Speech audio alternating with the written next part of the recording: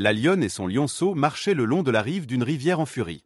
Le fleuve, gonflé par les pluies récentes, était devenu un monstre brun et écumant, avalant les herbes hautes et frappant les troncs d'acacia avec une rage aveugle. L'air vibrait du grondement de l'eau, un tonnerre continu qui semblait secouer la terre elle-même. Sans prévenir, la boue céda sous les pattes du petit.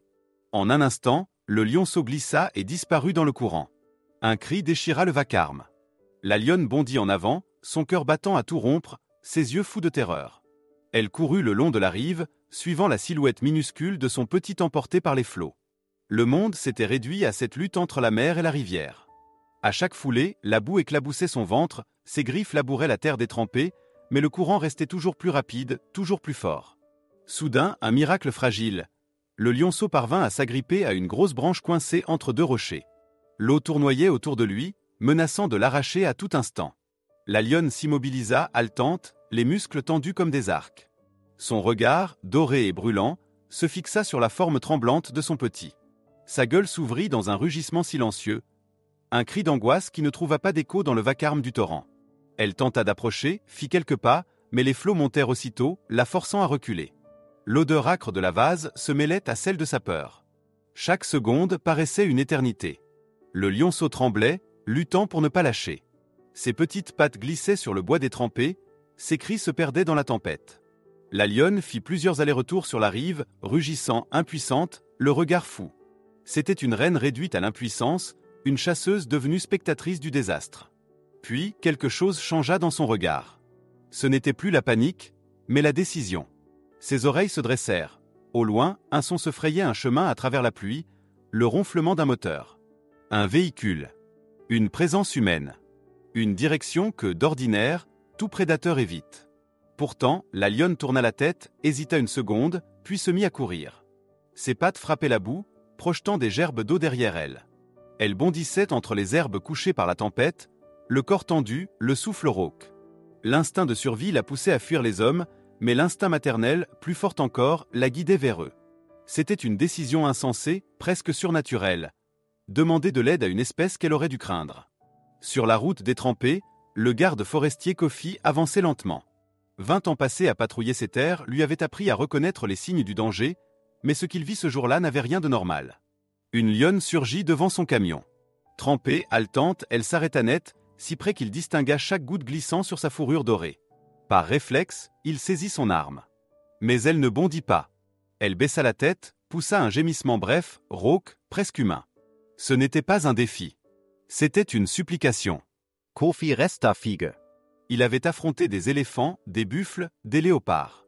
Il connaissait la peur dans toutes ses formes. Mais jamais il n'avait vu cela, une terreur pure, muette, dirigée non pas contre lui, mais vers quelque chose d'invisible, lointain, vital.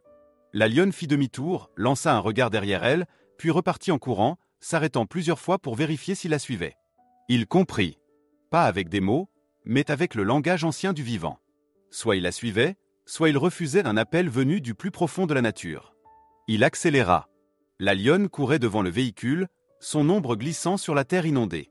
Kofi suivait à distance, le cœur battant, craignant à chaque instant qu'elle ne se retourne contre lui. Mais elle ne montrait aucune hostilité. Elle guidait. Le grondement du moteur se mêlait à celui de la rivière, qui réapparaissait peu à peu à travers les arbres. Enfin, elle s'arrêta brusquement et poussa un rugissement déchirant. Kofi descendit de la voiture. Ce qu'il vit le pétrifia.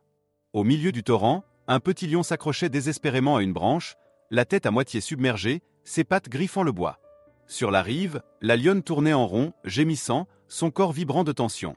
Le garde prit une profonde inspiration. Il savait qu'un seul faux pas pouvait lui coûter la vie. Entre le courant dévastateur et la mer prête à tout, il marchait sur le fil du rasoir. Pourtant, il sentit qu'un pacte tacite venait d'être scellé entre eux. Un pacte fait de confiance, de peur et d'amour. Doucement, il retira son gilet, prit une corde dans le coffre et se prépara. Chaque geste devait être lent, mesuré.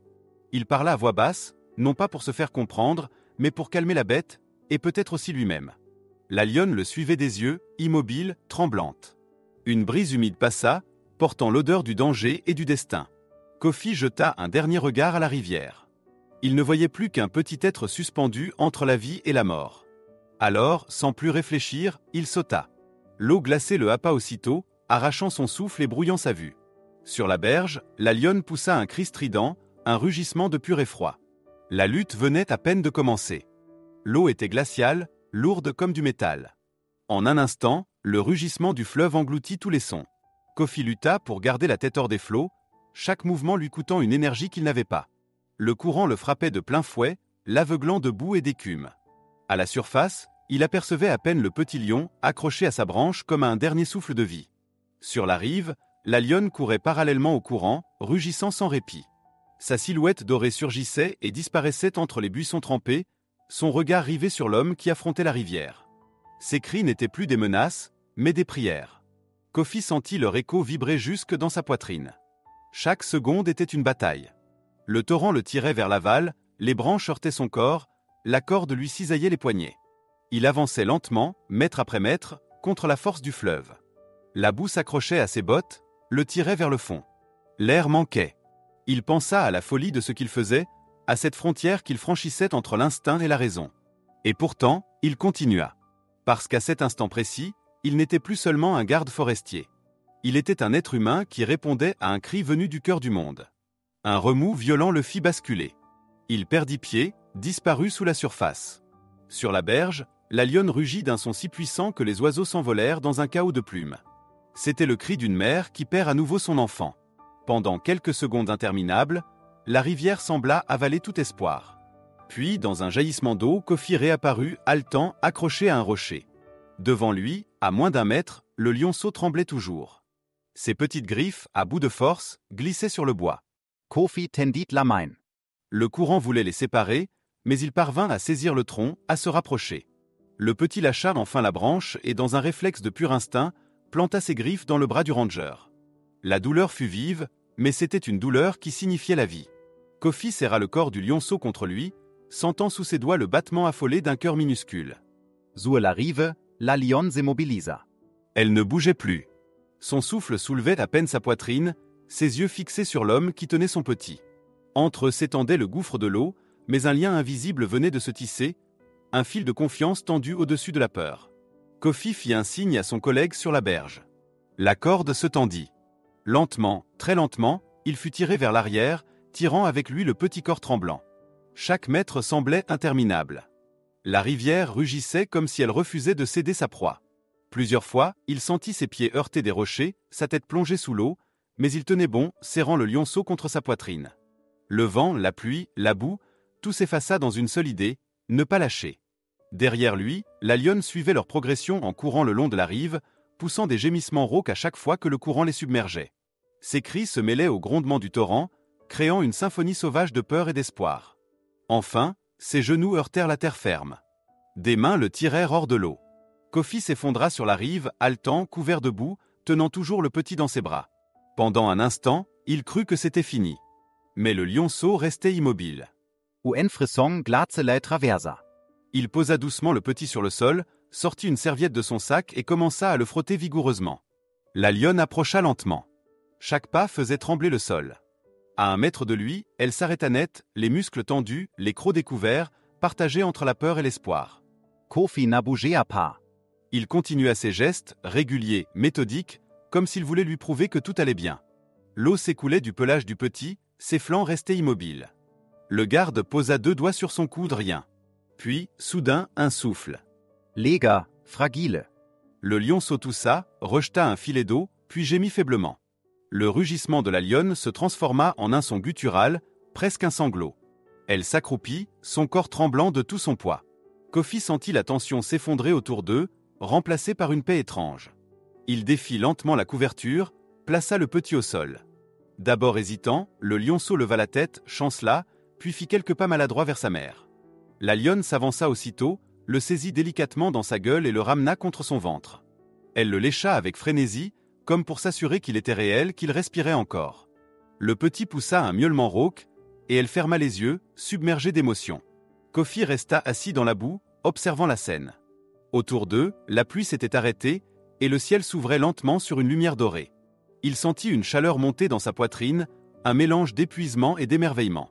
Ce n'était plus une simple histoire de sauvetage. C'était un instant suspendu où 2 mondes, celui de la nature et celui de l'homme, s'étaient rencontrés dans la confiance la plus pure. Il savait qu'il n'oublierait jamais ce regard. Celui d'une lionne qui venait de remercier sans mots, d'une mère qui avait osé croire en lui. Et tandis qu'il reprenait son souffle, il comprit que la frontière entre la peur et la foi n'était parfois qu'une ligne d'eau. Le calme revint peu à peu, comme si la terre elle-même retenait son souffle après le tumulte. Le fleuve, apaisé, continuait de couler, lourd et brun, emportant les débris de la tempête. Sur la berge détrempée, le soleil perçait enfin à travers les nuages, jetant des reflets dorés sur la boue et les herbes couchées. Le rugissement du vent s'était tu, remplacé par le halètement discret du lionceau blotti contre sa mère. Kofi resta longtemps assis, incapable de détourner le regard. Ses mains tremblaient encore, son corps entier douloureux du combat qu'il venait de livrer. Mais dans son esprit, quelque chose d'autre vibrait, un silence profond, presque sacré. Devant lui, la lionne et son petit incarnaient une paix qu'aucune parole ne pouvait décrire. C'était le moment où la peur, la violence et la nature se dissolvaient dans un seul sentiment. La reconnaissance. La lionne leva lentement la tête. Ses yeux croisèrent ceux de Kofi.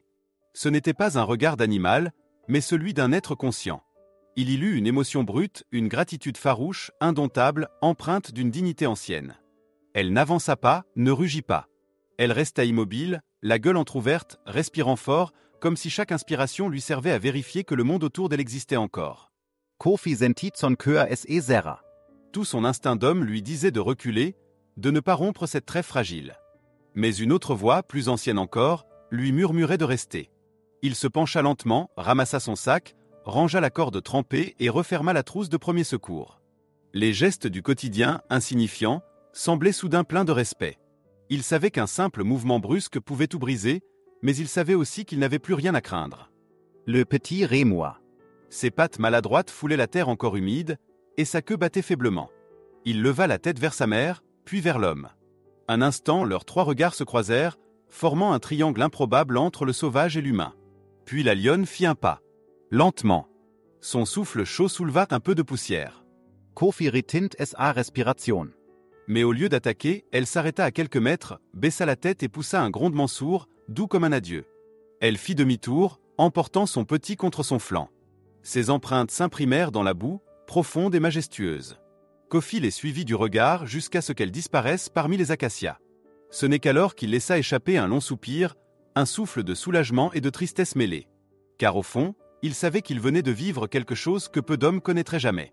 Le soleil montait lentement dans le ciel, séchant la terre et illuminant le fleuve apaisé. L'équipe de Kofi le rejoignit quelques minutes plus tard, stupéfaite de la scène. Mais lui ne parla pas tout de suite. Il resta silencieux, les yeux perdus dans la direction où la lionne avait disparu. Quand enfin il parla, sa voix était basse, rauque, chargée de respect. « Elle m'a fait confiance », murmura-t-il. Elle savait. Personne ne répondit. Il n'y avait rien à ajouter. Dans le grondement lointain de la rivière, tous entendaient encore le rugissement de la lionne, non plus comme un cri de peur, mais comme une promesse. Les jours suivants, Kofi revint plusieurs fois dans la zone. Chaque fois, il inspectait la rive, observait les traces, écoutait les sons du vent dans les herbes.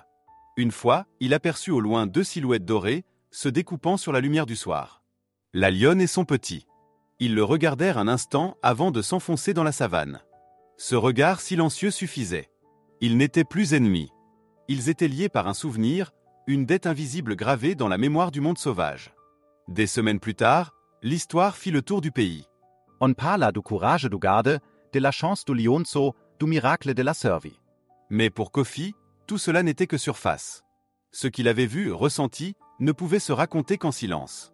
Ce n'était pas un miracle. C'était une rencontre.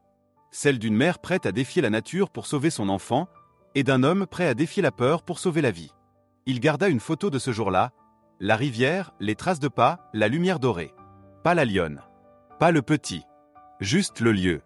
Parce qu'au fond, ce n'était pas eux qu'il voulait se rappeler, mais le sentiment d'avoir touché quelque chose de vrai, de pur, d'universel.